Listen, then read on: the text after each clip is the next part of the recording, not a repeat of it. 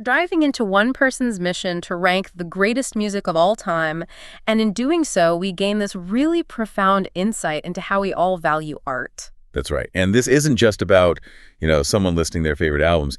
It's a deep exploration into the psychology of musical taste. It's about the potent trigger of nostalgia and the sometimes surprisingly brutal process of critical selection when beloved works are pitted directly against each other. Okay, so what's our source material for this quest? It's a fascinating blog series by a writer named Greenstrocks, and it's titled Album Quest: The Search for the Best Album of All Time. And the title isn't hyperbolic, is it? I mean, the author is deadly serious about this pursuit. Oh, completely. And that seriousness is what makes the analysis so valuable.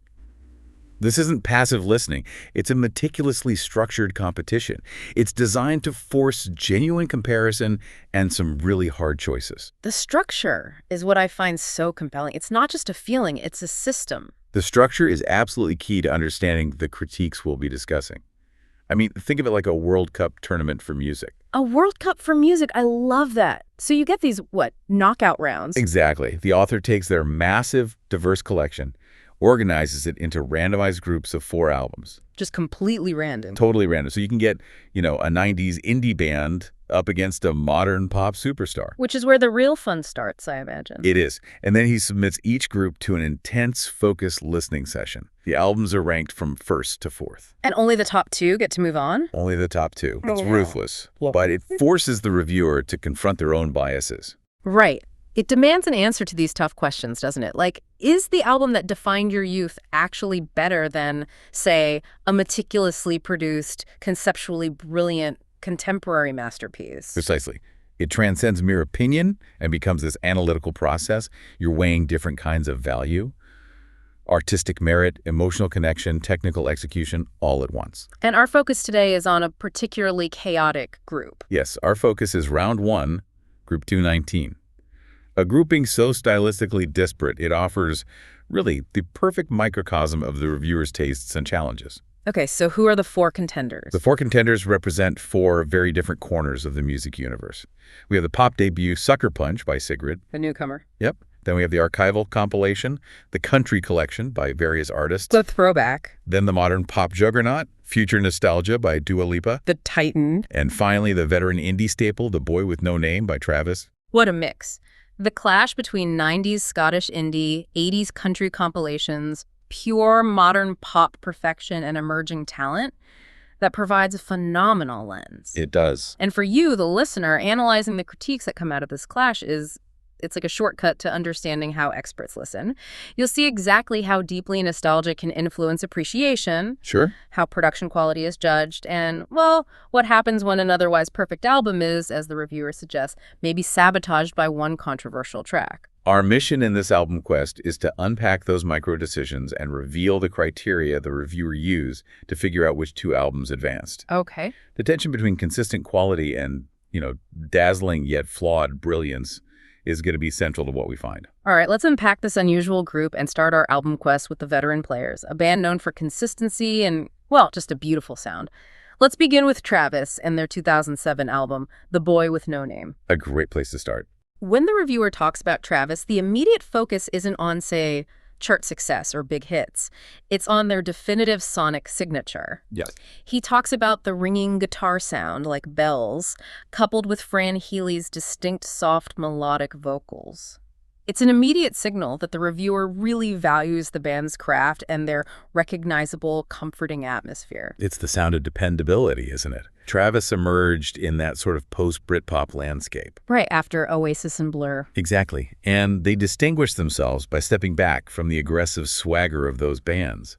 They opted instead for a sound rooted in melody, sincerity, and atmosphere. And that identity, prioritizing beautiful soundscapes over, immediate anthems, is clearly what resonates with the reviewer. It is. The review instantly sets the bar high for this album. He calls it a grower, meaning it improves with repeated listening, and states it was neck and neck with Dua Lipa's Future Nostalgia for the #1 spot in this group. That's a huge statement right off the bat. That immediate comparison is crucial. It tells you that the level of quality is exceptionally high, despite this being their 5th studio album, released well into their career. It is. And speaking of their career, the reviewer provides a quick piece of trivia. correcting his own previous assumption. He notes this is indeed their fifth effort, and their massive breakthrough album, The Man Who, was actually their second, not their debut. A little fact check for the readers. Yeah, that historical context just grounds the review. It shows the reviewer is engaging with the entire trajectory of the band, not just their biggest hits. So, when assessing the quality of The Boy with No Name, what's the verdict? Well, the critique acknowledges that it lacks those huge immediate hits. The reviewer specifically mentions the absence of tracks comparable to Driftwood, or the massive "Why Does It Always Rain on Me?" Right. The songs everyone knows. But this absence is not seen as a deficit. Rather, the album compensates with a consistently agreeable quality that's layers deep. That depth seems to be the key descriptor for Travis's enduring appeal here. It suggests an emotional and musical richness that, unfolds slowly. It rewards the patient listener. It's the classic difference between a catchy single and a cohesive album experience, isn't it? It's not about the instant sugar rush. So what are the standout tracks that create this mood? He singles out specific tracks that exemplify the soothing quality. Closer, My Eyes, and New Amsterdam are highlighted as being quite soothing and lovely. Okay. This suggests a consistency of mood and execution that speaks very highly of the band's mastery over their chosen style. It's the perfect album for unwinding or, like you said, just meditative driving. But it's not all just mellow and soothing, right? They came out of that Brit-pop era. Not at all. And beyond the consistent mood, the album manages to honor its roots. The reviewer points out that the band's signature Britpop sensibilities are retained in tracks like Eyes Wide Open and Selfish Gene. So for listeners who might not be steeped in 90s UK music history, what exactly are those Britpop sensibilities that Travis retained? That's a great question, and it's essential for context. When the reviewer talks about Britpop sensibilities, they're referring to a few things. Okay. First, a strong emphasis on melodic craftsmanship and sophisticated arrangements. Think less grunge aggression and more catchy, well-structured pop songs, often layered with those ringing, distinct guitars. Right, very British sounding. Very. And second, a specific recognizable connection to British cultural identity and classic UK guitar pop history, like the Kinks or the Smiths. Travis brought a softer, almost melancholy edge to this template, blending that alternative rock energy with acoustic sensitivity. And this album shows they hadn't lost that. Not at all. They clearly demonstrate they hadn't abandoned that core formula. And then we get those great little nuggets of musical cross-pollination that really bring the analysis to life. Yeah, these are the fun details. The reviewer mentions the track Under the Moonlight and notes the surprising fact that it features KT Tunstall, who the reviewer clearly admires as a folk rock singer-songwriter. Exactly. These collaborations add fascinating layers to an album. KT Tunstall, a fellow Scot known for her dynamic stage presence and powerful voice, appearing on a gentle, melodic Travis track. It has an unexpected texture. It shows the album isn't just relying on its own internal strengths, but is willing to bring in complementary voices to enhance the atmosphere. It's a really smart move. And then there's a bit of speculation, a classic music nerd moment. The best kind. The speculation surrounding the track Big Chair. The reviewer wonders aloud if the title is an intentional reference to the Tears for Fears album, Songs from the Big Chair. It's the ultimate music fan Easter egg hunt. Totally. And if it's true, it's a brilliant, subtle historical nod. It connects Travis's post-Britpop sound all the way back to the sophisticated 80s synth pop and new wave scene championed by Tears for Fears. So even if it's not intentional, the speculation itself kind of elevates the album. It does. It tells us that the reviewer is listening not just for the songs themselves, but for the historical dialogue the artist might be having with their predecessors. It enhances the perceived intellectual depth of the album. So to summarize the Travis experience, we have a tidy little album defined by grace, melody, consistently strong musicianship, and a depth that unfolds over time. A very strong contender. It was a serious contender, proving that high consistency is a powerful metric in this album quest. Ultimately, the reviewer concludes it pushed the eventual winner very close, but in a little nod to one of its own tracks, needed to be closer to secure the top position. That's a strong start. It sets the bar really high for consistency and craft. But now we have to prepare for a radical shift. A complete left turn. Because the next selection takes us completely off the modern grid and into a territory defined almost entirely by memory. A shift is an understatement.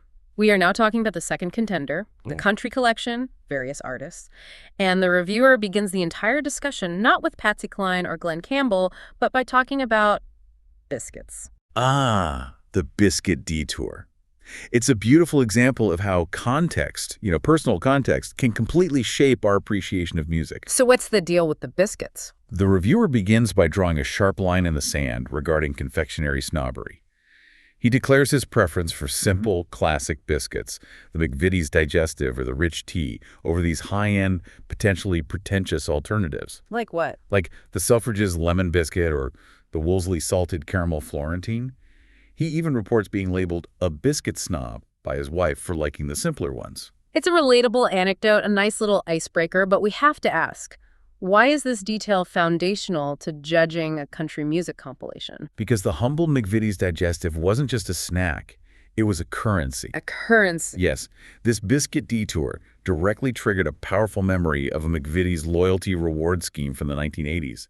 This scheme represents a completely vanished model of media acquisition. Okay, walk us through it. If you wanted a reward, you didn't click a link or enter a code.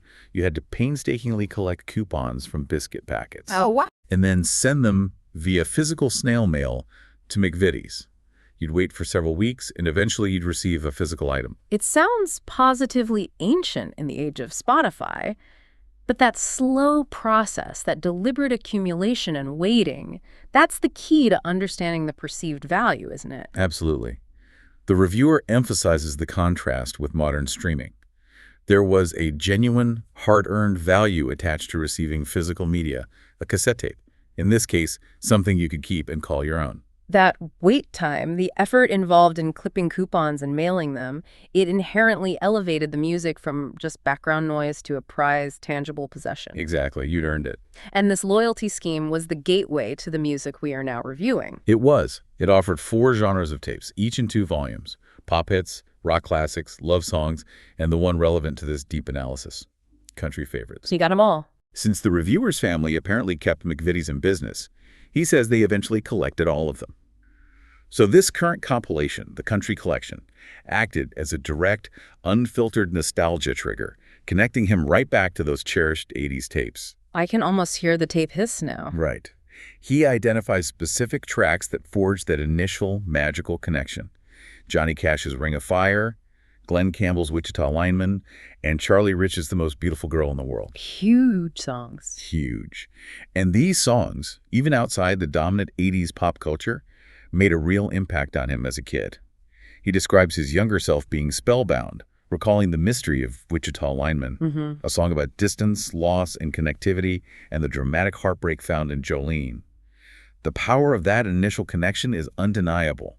Nostalgia is hitting at full strength. But this is where the critical assessment gets really fascinating. The compilation is judged not just on its musical merit, but on its faithfulness to the memory. And that's a tough standard to meet. And the reality of this new compilation seriously clashes with the memory of those old tapes. The collection is not quite as spellbinding, and the key reason is what the reviewer condemns as sacrilege. Yes, sacrilege is a strong word, but it accurately conveys the reviewer's disappointment. The current collection features live versions of iconic tracks like Ring of Fire and Wichita Lineman. Oh, that's a classic compilation sin. It is. For a true collection, a definitive gathering of classics substituting the era-defining iconic studio originals for live versions is a critical flaw.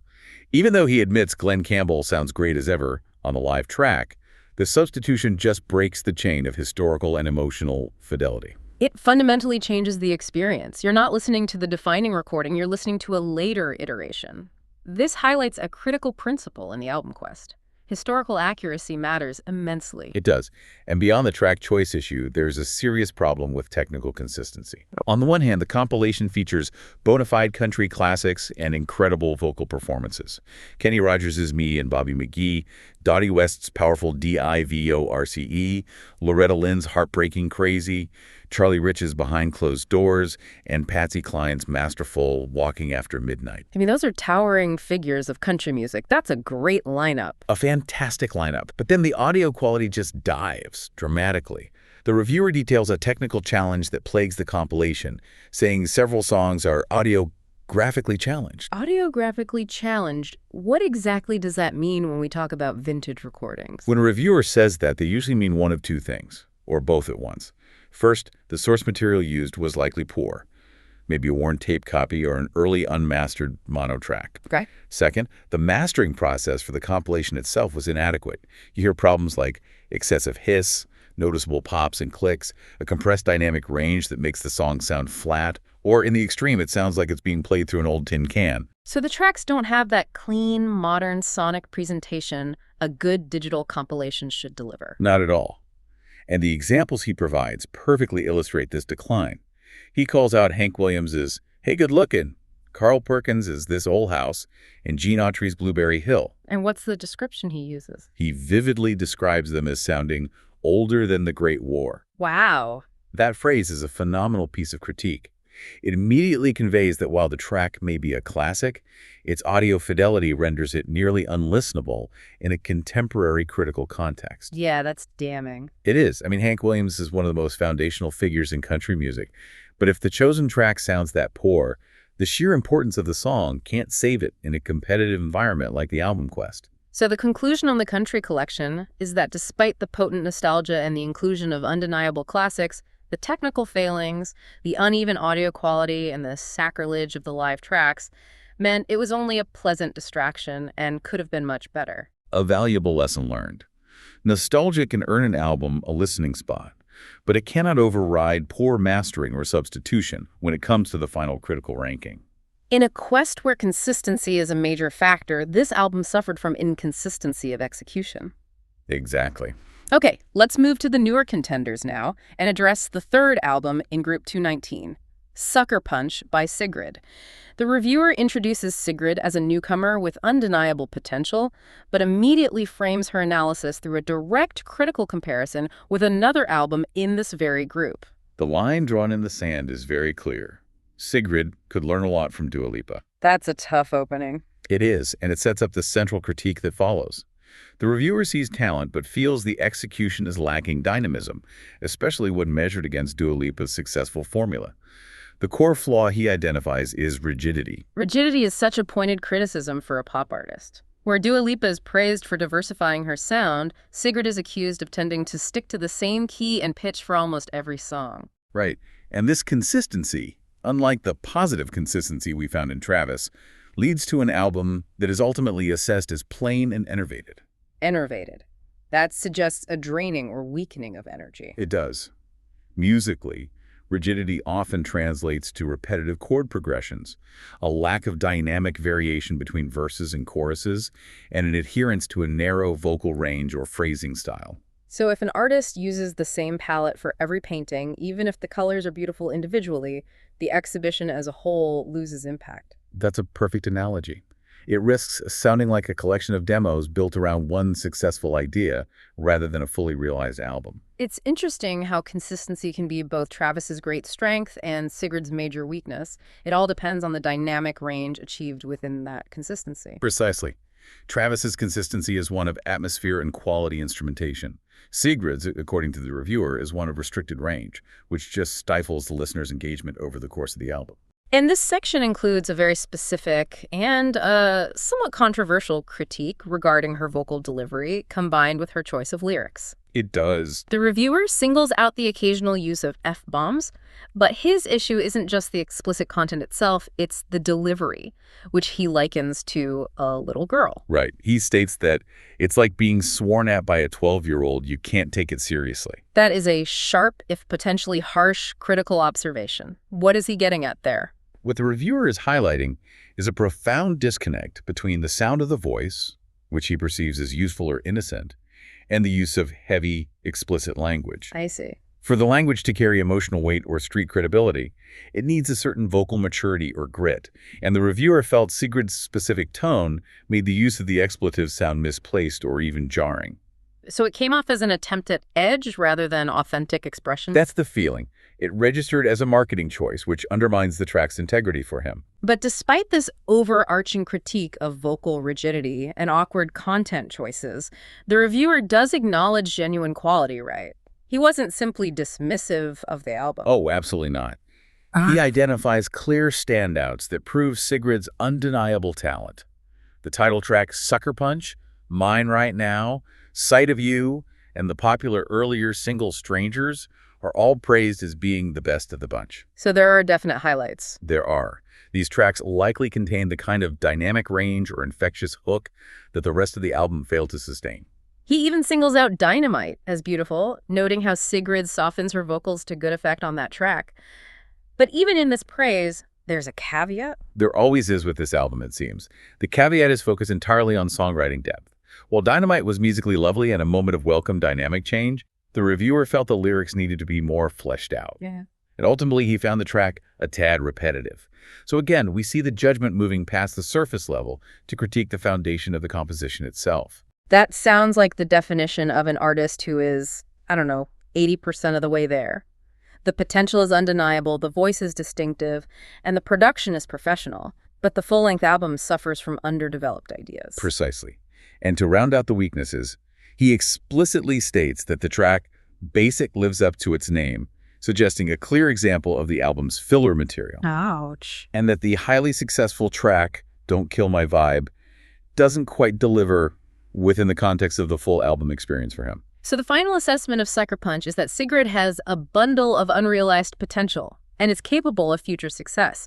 But for this specific round in the album quest, the debut album was judged a little underwhelming. It's a critique of potential versus polish, which brings us to the fourth and final contender in Group 219. The one that's been looming over the whole discussion. The album that set the standard for modern pop brilliance and forced the competition to address suitability alongside quality. We finally arrive at Future Nostalgia by Dua Lipa. This album begins with a really clear concept. A very strong concept. It's a fusion of futuristic themes, spaceships, robots, aliens, and a deep sense of nostalgia for a specific cultural moment. The halcyon carefree days of yesteryear. When, as he puts it, TV was gold, pop charts were great, and the summers were endless. The reviewer is immediately receptive to this, stating explicitly, I can get on board with this concept. And the concept is incredibly savvy, isn't it? Marrying the familiar comfort of disco and 80s synth pop with high-gloss, ultra-modern production techniques. And the excitement here is immediately high because, according to the source material, the album does live up to the concept. The execution matches the ambition. It does, with swaggering classic dance pop with a modern spin.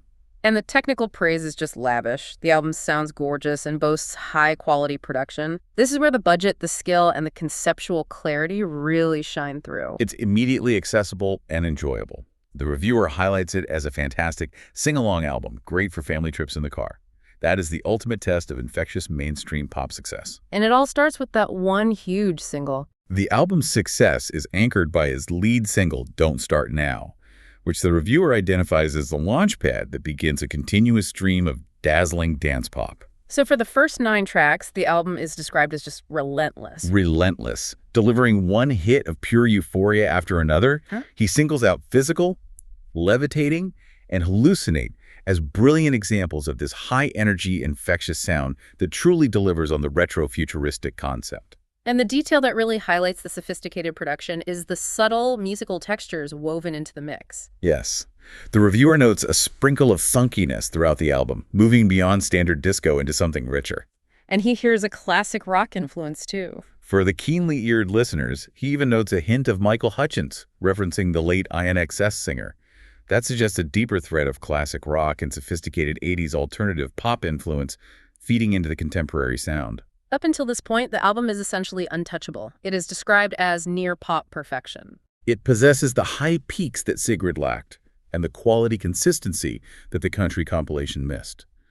But this soaring trajectory, unfortunately, hits a massive obstacle at the album's tail end. Right. This is where it gets complicated. The reviewer gives a very pointed warning. You need to turn it off before track 10, though. Good in bed. A very specific instruction. He says the quality, which was impeccable, falls off a cliff. And the central reason for this dramatic drop is the introduction of what he labels as unnecessarily inappropriate swearing. This is where the album quest structure really pays off, because it forces the reviewer to prioritize competing values. On one side, you have technical and musical brilliance. On the other, suitability and personal comfort with the content. And the specific lyric quoted by the reviewer is pretty stark. It is. Damn, we know how to FCK. The reviewer is clearly conflicted, and his critique here is highly focused on the perceived target audience. He states that for music, clearly marketed for teenage girls.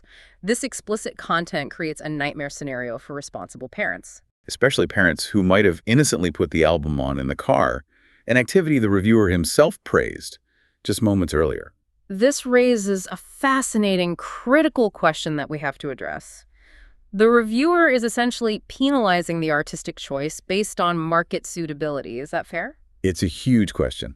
As an audience analyzing this critique, we have to ask, is it fair to demand an artist censor themselves or offer a clean version, which the reviewer suggests, simply because their product appeals to a younger demographic? Isn't that fundamentally criticizing the artist's integrity or freedom of expression? It's a huge tension point, especially in modern pop, where the lines between art, commerce, and demographic targeting are constantly blurred. The reviewer is clearly frustrated by the need to vet an otherwise brilliant work. He's suggesting that if the music is that good, the artist should have considered the family audience they attracted with the first 9 tracks. And his issue with the track Good in Bed isn't just lyrical, it's musical as well. No, it's not. He criticizes the chanting chorus as frustratingly untuneful and out of place within the established sonic atmosphere of the album.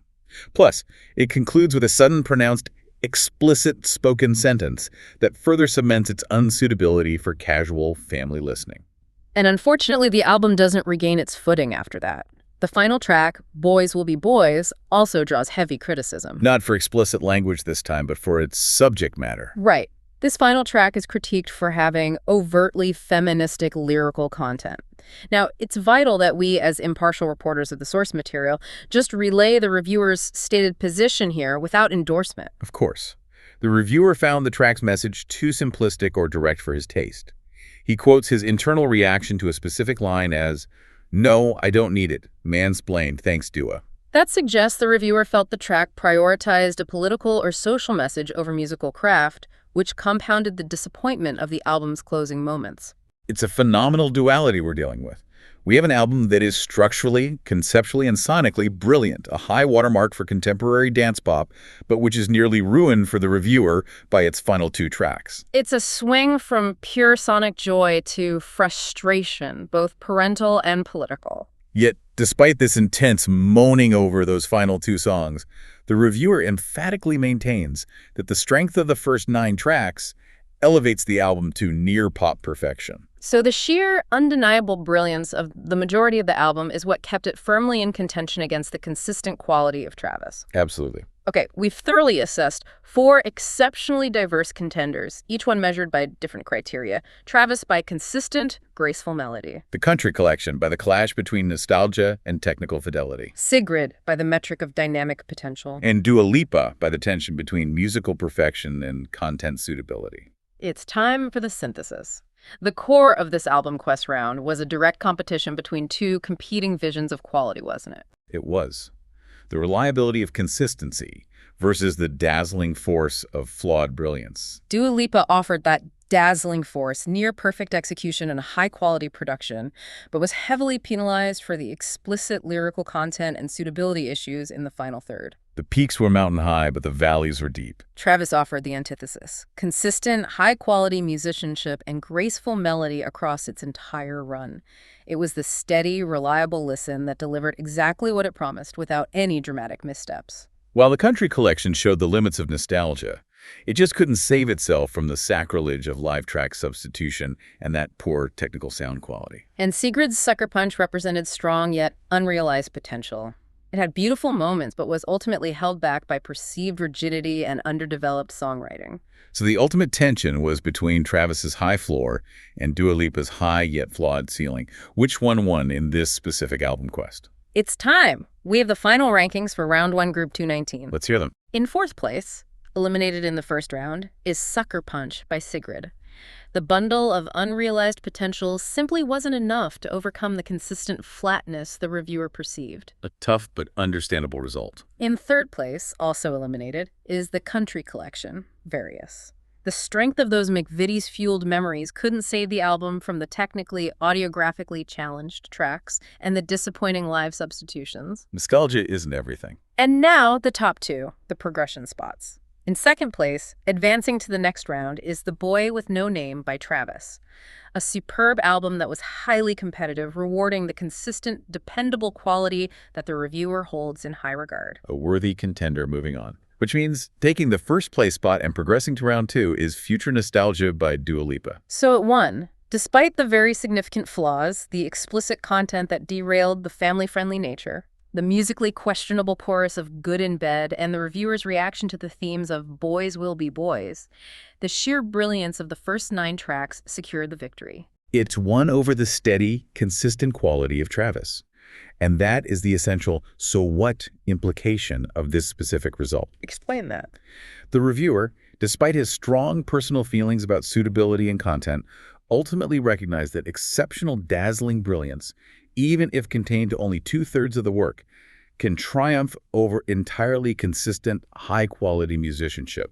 So the peaks of Future Nostalgia were critically just higher than the consistently high plateau of the Travis album. Exactly. It shows that in this quest for the best, sometimes flawlessness isn't the metric. Rather, it's the maximum impact delivered by the music. That brings us to the end of this particular album quest.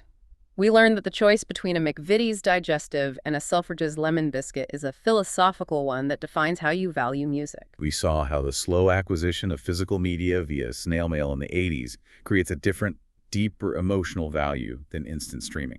And we witnessed the intense, frustrating impact content suitability can have when it clashes with what is otherwise considered pop perfection. Knowledge is most valuable when understood and applied. The album quest structure forced the reviewer, and now forces us, to apply critical thinking, clearly defining the difference between an album that is merely good throughout and one that is great in parts but fundamentally divisive in others. And as you continue on your own knowledge quests and your own personal musical rankings, here is a provocative closing thought to mull over, specifically concerning the Dua Lipa review. Okay. Considering the reviewer's very strong critique of Future Nostalgia's explicit content, does a single song that fundamentally changes an album's suitability for its perceived target audience negate the overall artistic quality of the rest of the work? That's a great question. Where does critical musical appreciation end and social or parental responsibility begin in the assessment of modern pop? Does the artist owe their audience a clean product? Or does the audience owe the artist the freedom to express themselves fully, regardless of demographic reach? Think about that tension, and keep digging into what makes your own favorite album stand above the rest. We'll catch you on the next Deep Dive.